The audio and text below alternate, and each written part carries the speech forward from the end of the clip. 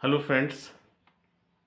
अगर आप एक पेरेंट हैं, क्लास टीचर हैं, क्लिनिशियन हैं या समाज सेवी हैं, तो ये वीडियो आपके लिए बहुत इम्पोर्टेंट है। अगर आपके घर में बच्चे हैं या उनका आपका ट्रीटमेंट चलता है तो आप बहुत इम्पोर्टेंट से वीडियो को देखिएगा। अगर आपका बच्चा कुछ भी याद करने में बहुत ज़्यादा कठिनाई करता है, बार बार एक ही गलती को दोबारा दोहरा देता है, बहुत ज़्यादा शैतानी करता है और जब बोलने पे आता है तो रुकता नहीं है या बिल्कुल खामोश हो जाता है या दूसरे बच्चों के साथ बिल्कुल भी एडजस्ट नहीं करता है, तो ये एक प्रॉब्लम है। ये एक न्यूरोसाइकोलॉजिकल डिसऑर्डर है जिसको हम एडीएचडी यानी attention deficit hyper activity disorder कहते हैं। और मैं हूं आपका दोस्त और होस्ट डॉक्टर आफ्ताब आलम। आज हम बात करते हैं कि बच्चों में जो एडीएचडी की प्रॉब्लम होती है उसमें क्या क्या लक्षण देखने को मिलते हैं, क्या उनके प्रकार होते हैं, उसका ट्रीटमेंट क्या होगा, साइकोलॉजिकल असेसमेंट क्या होंगे। चलिए हम बात करते हैं।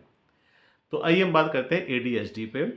एडीएचडी यानी न्यूरो डेवलपमेंटल डिसऑर्डर है और ADHD attention deficit hyper activity disorder है।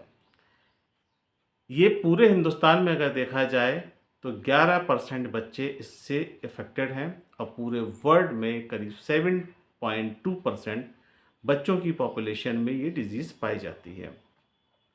ये बीमारी बचपन से शुरू होती है और एडल्ट स्टेज तक जाती है। अगर ये बचपन में नहीं ट्रेस आउट होती है तो बाद में जाकर के ये काफ़ी दिक्कत करती है। इसमें होता क्या है कि इस तरह के जो पेशेंट्स या बच्चे होते हैं उनमें ध्यान यानी अटेंशन, हाइपर एक्टिविटी यानी बहुत ज़्यादा एक्टिव सक्रिय होंगे और इम्पल्सेस यानी कि अचानक फैसला लेने में इनमें समस्या आती है, सलाहियत नहीं होती है। नॉर्मली ये 3 प्रकार की प्रॉब्लम होती है एडीएचडी। तो सबसे पहला है इनअटेंटिव टाइप। इसमें क्या होता है, ध्यान की कमी होती है, यानी कि इसमें मरीज़ जो होता है बच्चा उसमें ध्यान केंद्रित नहीं कर पाता है, अपने काम को कभी पूरा नहीं करता है यानी अधूरा छोड़ देता है, चीज़ें अपनी जो उसकी काम की होंगी उसको रख के बार बार उन्हीं चीज़ों को भूल जाता है और इंस्ट्रक्शन फॉलो करने में उसको बहुत दिक्कत आती है। और दूसरी टाइप है हाइपर एक्टिव। नाम से ही ज़ाहिर है हाइपर, बहुत ज़्यादा बच्चा बोलेगा और एक जगह उसका बैठना मुश्किल होगा, उछल कूद फान करता ही रहेगा, बिना सोचे समझे बोलना चालू कर देगा। दो लोग बात कर रहे होंगे तो अपनी बात को पहले कहेगा, मेरी बात सुनो। और लास्ट आता है इसका कंबाइंड टाइप, इन दोनों के बीच का। उसमें क्या होता है, ऐसे बच्चे पढ़ाई में कमज़ोर होते हैं और उनका मन नहीं लगता, बार बार चीज़ें अपनी खो देते हैं, क्लास में शांत बिल्कुल नहीं बैठते और ये बात बहुत अच्छी तरह से क्लास टीचर जानती हैं। अच्छा, इसके कारण क्या या कॉजेज़ क्या होते हैं, तो सबसे पहला है इसका जेनेटिक फैक्टर।